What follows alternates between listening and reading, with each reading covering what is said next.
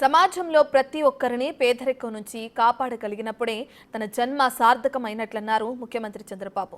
అందుకోసం శాయశక్తులా కృషి చేస్తానని తెలిపారు. దేశంలో కొంతమంది దగ్గరే సంపద పేరుకుపోయిందని, దాన్ని పేదవారికి పంచాలని సూచించారు.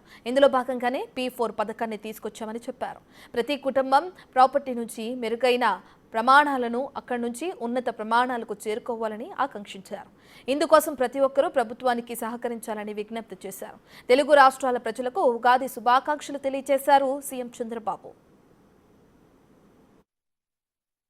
కొంతమంది బాగా డబ్బులు సంపాదించారు.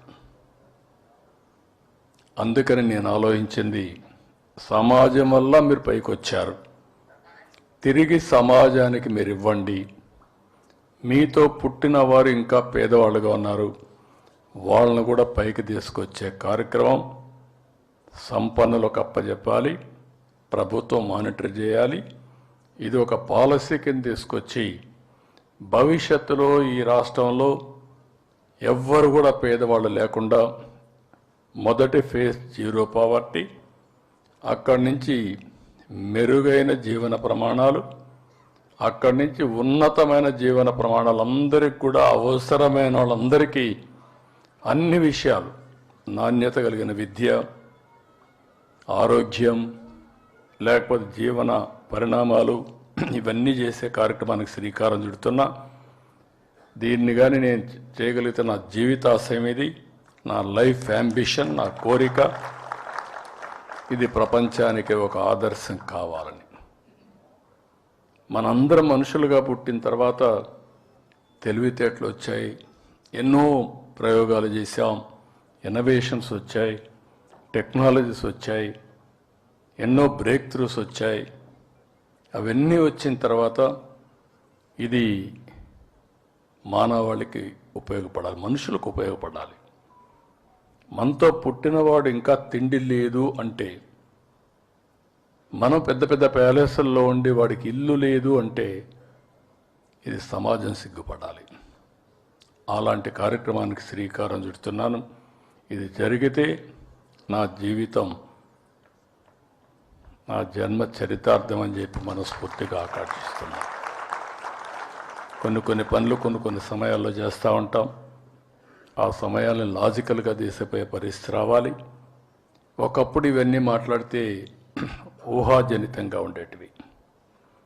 ఇప్పుడు ఈ విషయాలు చేయడానికి అవకాశాలు వచ్చాయి. డబ్బులున్నాయి, టెక్నాలజీ ఉంది, ప్లానింగ్ చేయొచ్చు. దాన్ని అమలు చేయడం కోసం రాష్ట్రం మొత్తం ఏ ఊర్లో ఏం జరిగిందో రియల్ టైంలో తెలుసుకుని మళ్ళా రియల్ టైంలో మెసేజ్ ఇచ్చే పరిస్థితికి వచ్చాం. ఇది ఒక మాటలో చెప్పాలంటే ఇన్స్పైరింగ్ టైం. ఈ సంవత్సరం ఏదైతే నాగపణి శర్మ గారు చెప్పారో, శ్రీ విశ్వావసునామ సంవత్సరం, చిరస్థాయిగా ప్రపంచ చరిత్రలో ఉండే విధంగా తెలుగువారు చరిత్ర రాయాల్సిన అవసరం ఉంది.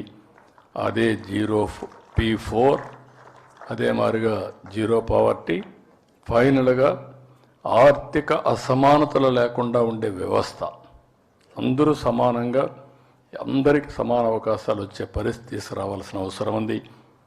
అలాంటి మంచి కార్యక్రమానికి మీరందరూ సహకరించవలసిందిగా మరొక్కసారి కోరుకుంటూ, మనుషులు అనుకుంటే ఏదైనా సాధ్యం, సంకల్పం, దృఢ సంకల్పం ఉంటే ఏదైనా, ఎలాంటి జటిలమైన సమస్యను పరిష్కారం చేసే శక్తి ఒక్క మనుషులకే ఉంటుంది.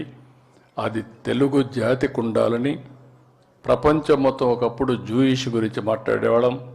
రేపు ఎక్కడన్నా ప్రపంచంలో మాట్లాడితే దానికి ఎవరు కారణం అంటే ఆంధ్రప్రదేశ్ రాష్ట్రం ఒకటి ఉంది, తెలుగు జాతి ఉంది.